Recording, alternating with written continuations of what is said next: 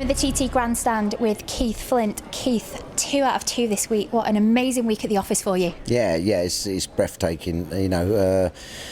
Nothing's set in stone at the TT. Things can always end or be won or lost in the last mile of the last lap. So when something like this is, you can only prepare as good as you can and have as good a jockey as you can, and the rest is just out there in the lap of the gods somehow. So I'm very, very lucky. I mean, the mark of our results is just definitely comes down to good preparation by the team. We try and do everything correct. I'm sure all other teams do, but we're always never cutting corners, making sure everything's absolutely right. And obviously when you're lucky enough to have someone like Hutchie on your bike, you take your responsibility really, really highly. And since you set up this team, you've had 4 out of 4 wins. That is some record. Do you think that is the key, is the preparation and the way you've gelled as a team together?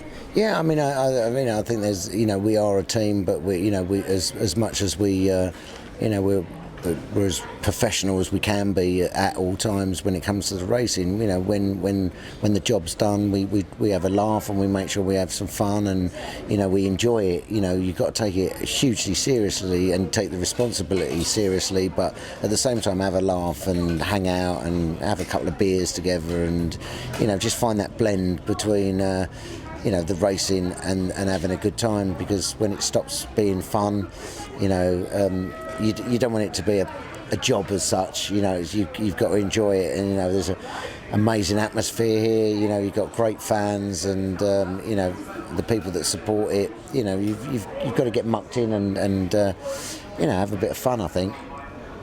What is it about the TT do you think that is so special? God, that's really hard to summarise, I think. But I mean, first and foremost, I think it's definitely one of the, if not the greatest race that takes place worldwide. It's the ultimate test of man and machinery. A lap being 37.4 miles. And 4 of them, 6 in the senior. That in itself is just a real test for, as I say, man and machinery. But it's the history, the 100 years plus of it being on every year. The mark of the people that come and ride here. I think the fact that they're as you can see, the people who are here, looking in the awning, and when Hutchie walks through, he'll be shaking his hands and signing autographs. So the riders are very touchable and very, it's and obviously when you're viewing it, you're at the trackside, with bikes going past at 100 or 150 plus mile an hour. And it's just an incredible spectacle for those that I think people could actually come here being into motorbikes and also not be, because it is just such an amazing thing to see and be a part of. Now, as a spectator this week, listening to the 2 Supersport races, it's been absolutely phenomenal to listen to. What's it like for you as team boss when Hutchie's out there and he's leading? Is there a lot of pressure on you? Do you get nervous? Yeah, definitely. It's as I say, because the laps are so long, it's very different to short circuit racing, because when you're in the last 2-3 laps of a race, you can sort of predict that how things are going to go. If you've got a lead of so many seconds, it's going to be very hard for the man behind to catch up, and it becomes a little bit more set in stone. But as I say, you're putting the bikes and the riders under so much pressure that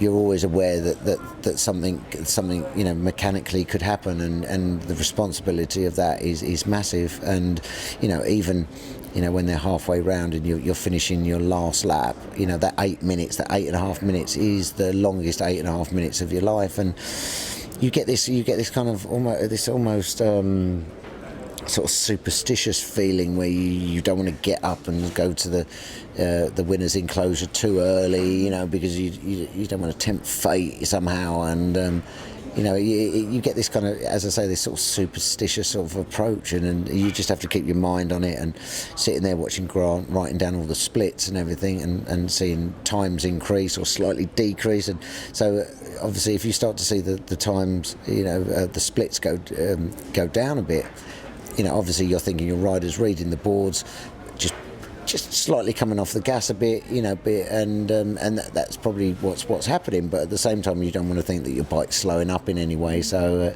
it's quite a mixed bag of emotions. But I think that is the buzz. That is why you're here. That is what you're here to sort of be a part of. But there's immense support for Hutchie and the team. People are loving the team and sort of walking around, and people being kind enough to congratulate myself and the boys, and sort of wish Hutchie luck, or congratulate him. I've been watching this since the 80s, before DVD was invented, I'm afraid, watching it on video after roaring around the lanes on my motorbike myself. You'd go back with the boys and put the TT video on and watch that, and just sort of dream of being a part of it. But now, through having the bikes and the team, you're actually here. And it doesn't sort of seem sort of real somehow, and you feel very lucky, and certainly to rub shoulders with some of my own sort of personal heroes and team bosses and owners, that also you admire through the work they've done. So it's a humbling but a really exciting experience. Now, away from the bikes, what's next for you? This weekend, Saturday, I'll be off to Switzerland and start our sort of festival sort of season. That will take us through the summer.